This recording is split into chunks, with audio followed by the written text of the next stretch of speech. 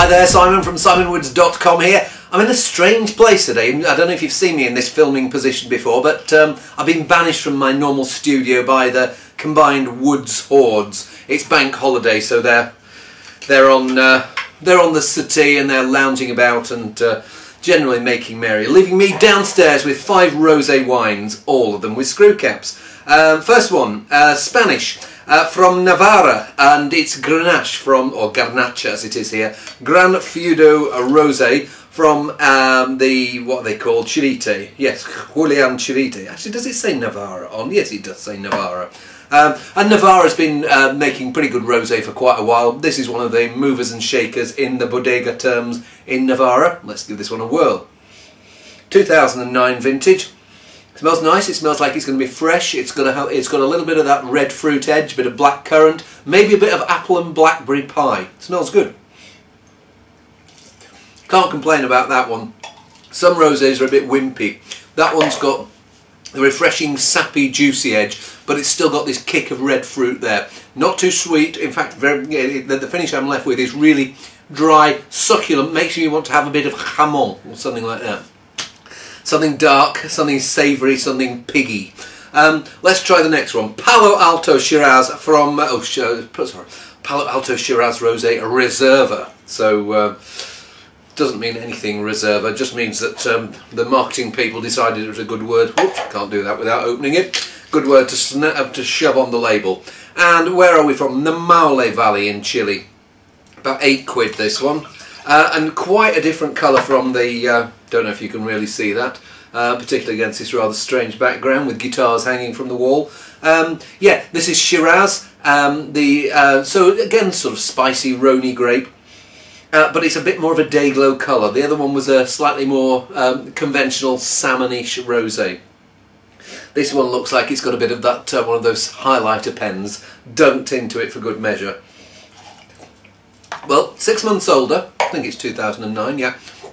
6 months older, and it is softer. It's not. I don't know whether it did have the sappy freshness that the Chivite had, but it certainly has lost a little bit of it now. Yes, there's still some of that nice red fruit freshness. It's not over the top bubblegummy and kiss me quick wine in the way that some Chilean rosés can be. Maybe a touch off dry. A bit of mineral hint there. Nice, but I like the Chivite more.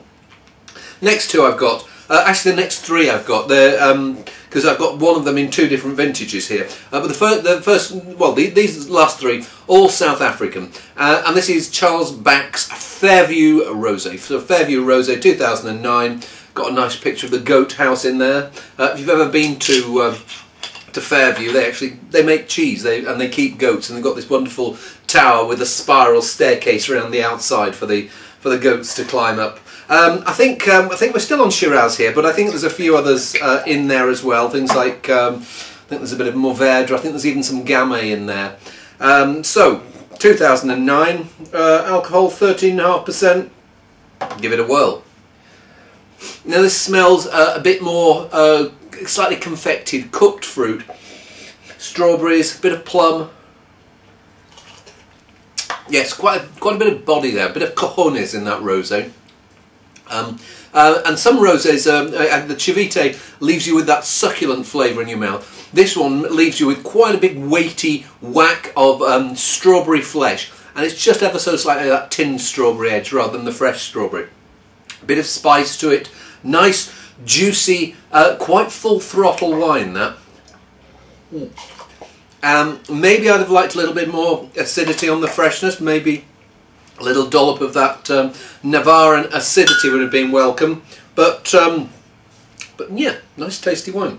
And the last two, Delheim. We're in Stellenbosch here, and Delheim's Pinotage Rosé. I've got the 09, and I've also got a hot off the press bottle of 010. No, you don't say 010. What are we going to say? We're just going to say a bottle of the 10. We're going to have to get used to that.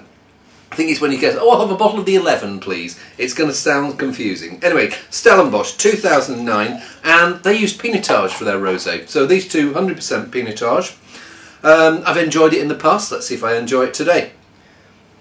Yes, it's a fresher, fruitier style than the Fairview. Whereas a Fairview is maybe what I call red wine rosé.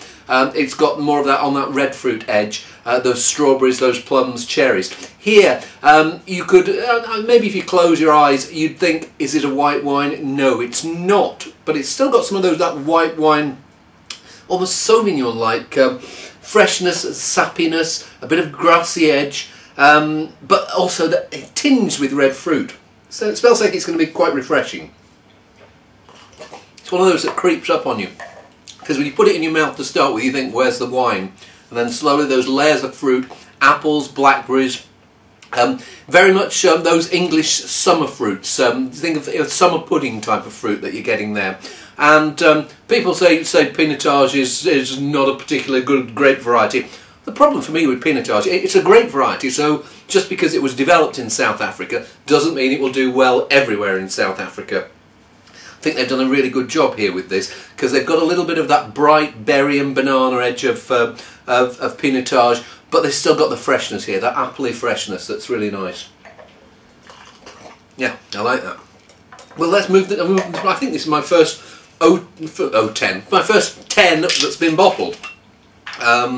And let's give it a whirl. So what I think we say, it's 3rd of May here today. So yeah, the first of the, I think this is one of the reasons that Beaujolais Nouveau is not quite as popular as it used to be, because we used to have to wait till the 3rd Thursday in November to have a 2010 or the wine of the vintage. Now with the Southern Hemisphere intruding all over the place and doing a very good job in intruding, you've got this wine 6 months before Nouveau. Yeah, this smells. It smells fuller-bodied, if anything. I don't know whether it was a warmer vintage, but it feels like it's going to have a bit more ripeness, a bit more body to it. Maybe more in the style of the Fairview than the 09 Delheim was. Smells good. Very interesting contrast. Yeah, it does feel like it's a fuller, not quite as crisp wine.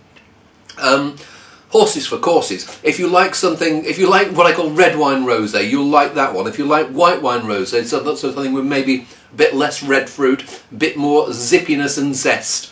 The 09's looking good at the moment, but I'm not really usually a big fan of rosés, but to be honest, I've got 5 wines here that I'm not sure which one I want a glass of. I think I might go and have a little glass of each of them, but only a little glass. See you soon.